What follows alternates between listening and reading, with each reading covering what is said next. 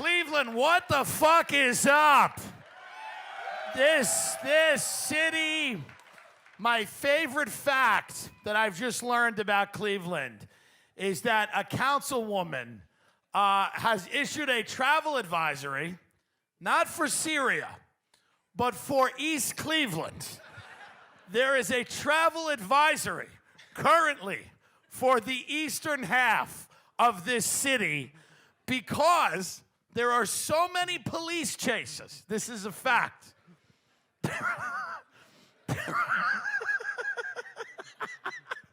COVID is like number 7 of what's destroying. COVID hit here 30 years ago. There are so many police chases, it's fucking up the traffic. Like, people are getting in accidents because cops are just ramming fucking pedestrians on their way to apprehend a murderer. Or something like that. Terrifying. You've never been to a place like this. Never. I'm a sweet West Texas boy. Yeah, he's never been to this place. I've been here 5 years in a row because comedy is good here. Yeah. Comedy is very good here. Comedy is always good in places where people do not have hope. This is a fact. In places where, as the great Chris Hedges would say, people fetishize hope. My comedy is tough. But here, I mean, this restaurant, and it's lovely, is the nicest place in Cleveland. This is it. By far. This is it.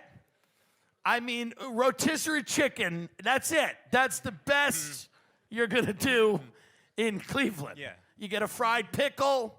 The food here is puzzling to me. The Polish boy sandwich, which is guy in the back. What do you mean, come on? This is where it's at, you know? But we're bombing Syria. And To send a message. To send a message. That's it. To Yemen. Yeah. That we will continue to let Saudi Arabia carpet bomb you. We don't know why. We don't know why. We're in war. We have no idea why. They used to make up reasons to go in. Remember that? ISIS, ISIL. Yeah. Remember that?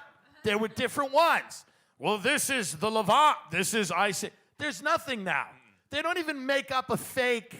There were fake things that they tried hard. They'd be like 5 guys dressed like ninjas sawing a guy's head off, and they'd be like, this is why we got to go in here. And I'm like, there's more shit going on in East Cleveland than that. Go to East Cleveland. Like, there's much more shit going on in East Cleveland than there is in fucking Damascus. But okay, they used to make shit up. Now you just find out about it on Twitter, and you go, all right, just bombing Syria.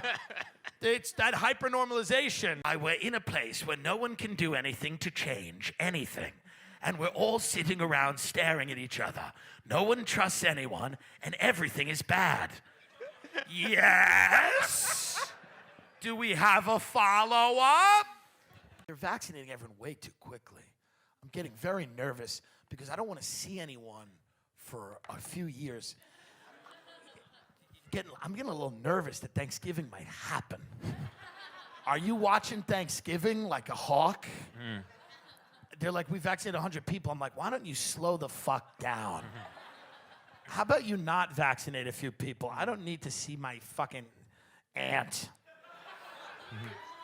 I believe I was like, I don't know what it was like 14 years old or something. And he's like, at the end of the session, like all he seemed to surmise, he was like, all right, so you're a homosexual and you love George W. Bush. I was like, yeah, I think he has the right strategies for the time we're in. I think we have to honor our commitment to the people of Iraq. And I like to suck dick. And I don't know why those things are all. Ben is a demon. I mean, Ben is as dark. Do you remember the exact quote from the car about East Cleveland last night? Oh, I said I was trying to learn about East Cleveland on the plane. And He's the darkest human being. And from what I can tell, it's just like people go to East Cleveland to like murder crackheads after they rape them. That was the first thing he said. 5 in minutes. the car. 5 5 minutes in. He goes, and he has the delivery like this. He goes with the vape. He's like, people in East Cleveland are just murdering the crackheads they've raped.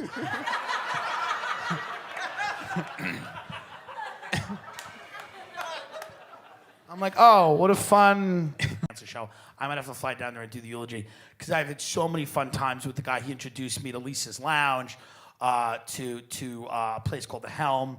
I spent a decade of my life in a crippling drug addiction and financial ruin. And a lot of that was with him. And without that, there's no podcast. Truly, to be honest with you, there's no podcast. I would have went to some faggoty liberal arts school. Truly, I would have been like, I believe in the future and hope, and I have a taint, and whatever I would major in. Like, I'd just be like fucking, I'd be a fat activist, just like on the cover of a magazine with my fucking asshole out, and I'd be living in Vermont, and fucking, I'd be a full dyke. I would have transitioned to a les. I would have split my fucking Irish dick out and just made it into a fat French dip. And I narrowly avoided that fate. Okay? I could have came out of the closet easier, like when I was younger and been happy and like been financially stable and had a good life, and man, we would all not be here.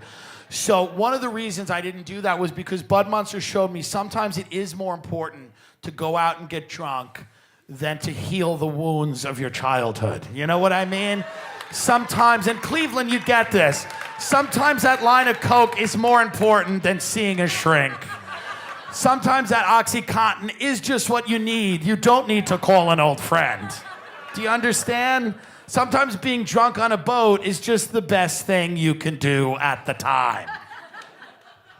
But, I mean, it's sad. Everyone's dying except my family.